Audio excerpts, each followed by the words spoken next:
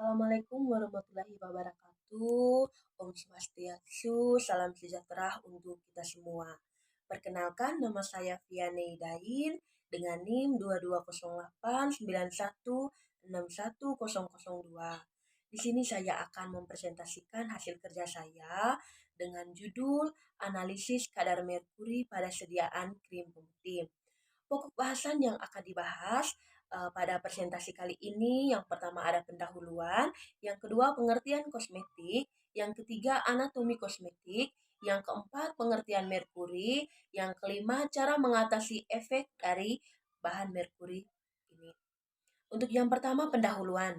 Penggunaan merkuri pada produk krim pemutih wajah dapat membahayakan kesehatan. Logam ini dapat terakumulasi pada organ tubuh dan merupakan salah satu logam berat yang sangat beracun. Pengaruh utama yang ditimbulkan oleh merkuri di dalam tubuh adalah menghalangi kerja enzim dan merusak selaput dinding sel. Keadaan ini disebabkan karena kemampuan merkuri dalam membentuk ikatan sangat kuat dengan gugus yang mengandung belerang atau sulfur yang terdapat di dalam enzim atau dinding sel. Merkuri yang terkandung dalam krim pemutih dapat masuk ke dalam tubuh dengan jalan terserap melalui kulit. Yang kedua, pengertian kosmetik. Kosmetik adalah sediaan atau paduan bahan yang siap untuk digunakan pada bagian luar badan, yaitu bagian epidermis, rambut, kuku, bibir, dan organ kelamin bagian luar. Gigi dan rongga mulut untuk membersihkan, menambahkan daya tarik, mengubah penampakan, melindungi supaya tetap dalam keadaan baik, memperbaiki bau badan, tetapi tidak dimaksudkan untuk mengobati atau menyembuhkan suatu penyakit menurut Permenkes nomor 445. Yang kedua, kosmetik adalah bahan atau campuran bahan untuk digosok, dilekatkan, dituangkan, dipercikan atau disemprotkan pada badan atau bagian badan manusia dengan maksud untuk membersihkan, memelihara, menambah daya tarik atau mengubah rupa dan tidak termasuk ke dalam golongan obat. Definisi tersebut jelas menunjukkan bahwa kosmetik bukan suatu obat yang dipakai untuk diagnosis, pengobatan, maupun pencegahan penyakit, menurut Wasita Atmajaya. Yang berikutnya, pembagian kosmetik berdasarkan definisi dibagi menjadi 3. Yang pertama, kosmetik perawatan kulit. Misalnya sabun, susu pembersih, penyegar kulit, pelembab, dan pelindung kulit. Yang kedua, ada kosmetik riasan. Misalnya lipstik, pensil alis, dan sebagainya. Yang ketiga, ada kosmetik. Misalnya kosmetik pemutih kulit, kosmetik tabir surya, anti penuaan, anti jerawat, anti perspiran, dan anti ketombe. Berdasarkan kegunaan dan cara bekerjanya, kosmetik dibagi dalam beberapa kelompok. Yang pertama, kosmetik pemeliharaan dan perawatan kulit terdiri dari pembersih, pelembab, pelindung, penipis, dan kosmetik rias. Yang berikutnya, kita akan mempelajari anatomi kulit. Kulit merupakan selimut yang menutupi permukaan tubuh dan memiliki fungsi utama sebagai pelindung dari berbagai macam gangguan dan rangsangan dari luar tubuh. Fungsi perlindungan ini terjadi melalui sejumlah mekanisme biologis, seperti pembentukan lapisan tanduk secara terus-menerus, dan respirasi dan pengaturan suhu tubuh. Produksi sebum dan keringat, dan pembentukan pigmen melanin untuk melindungi kulit dari bahaya sinar ultraviolet matahari sebagai perabah dan perasa serta pertahanan terhadap tekanan dan infeksi dari luar. Kulit dibagi menjadi 3 lapisan, yaitu epidermis, dermis, subkutis. Epidermis dari sudut kosmetik merupakan bagian kulit yang menarik karena kosmetik dipakai pada lapisan ini.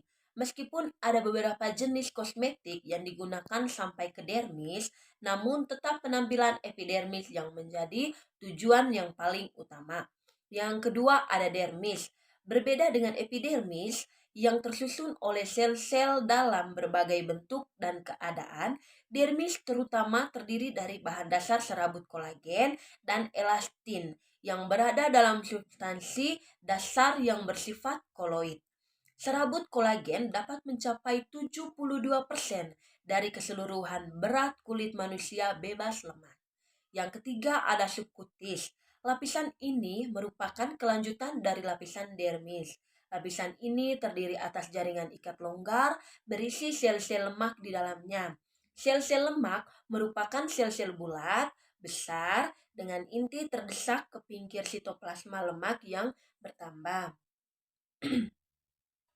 Yang berikutnya kita akan mempelajari satu persatu. Dari yang pertama epidermis. Epidermis merupakan lapisan tanduk terdiri atas beberapa lapisan sel yang pipih, mati, dan tidak memiliki inti. Tidak memiliki proses metabolis, tidak berwarna, dan sangat sedikit mengandung air. Yang kedua, lapisan jernih. Lapisan jernih terletak tepat di bawah stratum corneum, merupakan lapisan yang tipis, jernih, sangat tampak jelas pada telapak tangan dan telapak kaki.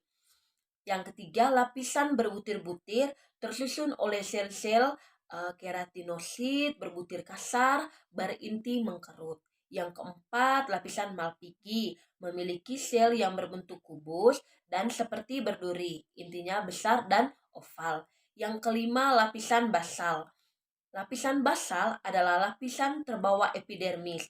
Di dalam lapisan ini terdapat sel-sel melanosit, yaitu sel-sel yang tidak mengalami keratinisasi dan fungsinya hanya membentuk pigmen melanin dan memberikannya kepada sel-sel keratinosit melalui dendrit-dendritnya.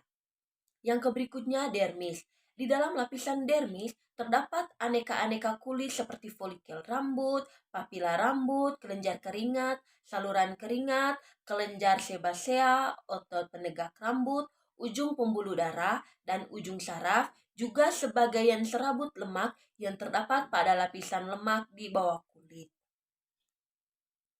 Selanjutnya kita akan belajar tentang fungsi biologis kulit.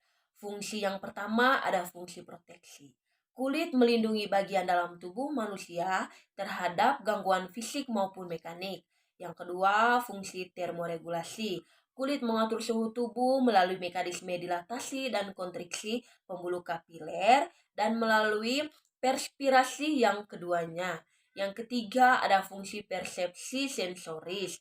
Kulit bertanggung jawab sebagai indera terhadap rangsangan dari luar berupa tekanan, raba, suhu, dan nyeri melalui beberapa reseptor.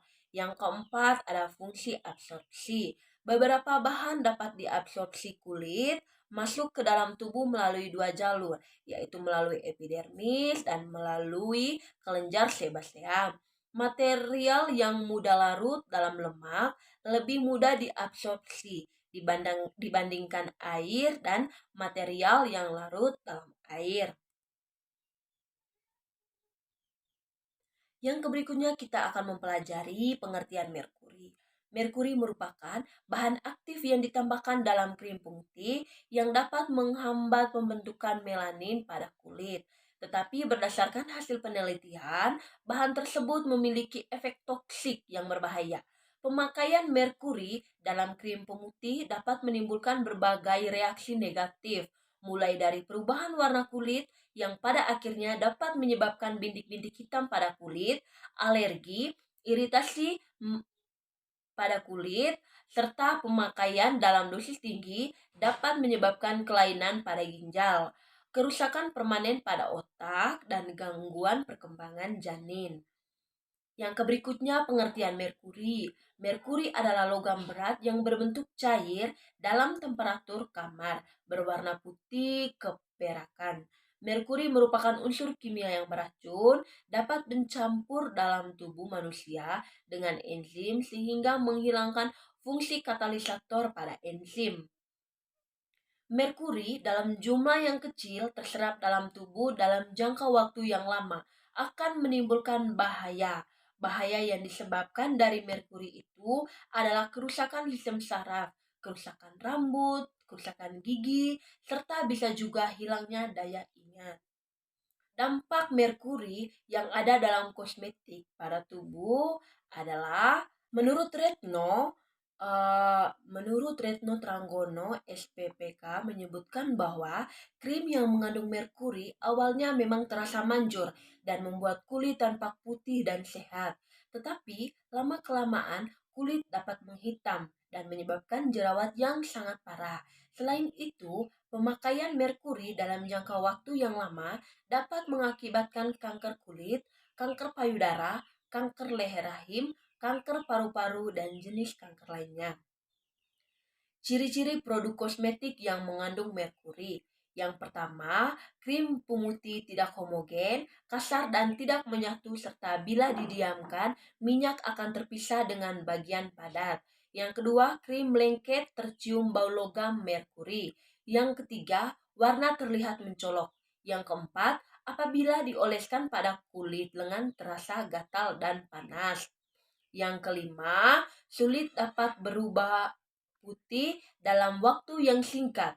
Tidak timbul jerawat sama sekali. Hal ini disebabkan lapisan kulit epidermis kita telah rusak. Yang keenam, pori-pori akan tampak mengecil dan halus. Yang ketujuh, karena putih pada kulit wajah lama-kelamaan akan berubah menjadi abu-abu, lalu selanjutnya menjadi kehitaman. Cara mengatasi efek dari merkuri, yang pertama, makan banyak makanan yang berserat. Yang kedua, mengkonsumsi lemon, mangga, air kelapa, timun, brokoli, chlorella, dan rumput laut. Yang ketiga, mengkonsumsi teh hitam dan teh hijau tanpa gula. Yang keempat, makan kacang-kacangan atau polong-polongan. Yang kelima, mengonsumsi vitamin C. Yang keenam, minum sedikitnya 2 liter air setiap hari. Yang ketujuh, transform stres dengan menekan emosi positif. Yang kedelapan, praktik hidroterapi dengan mandi air panas selama 5 menit. Yang kesembilan, spa kaki, 5 perendaman kaki untuk menghilangkan racun melalui pori-pori. Yang ke-10, olahraga. Sekian presentasi dari saya, semoga materi ini sangat bermanfaat dan bisa menambah wawasan dari teman-teman semua. Sekian dan terima kasih.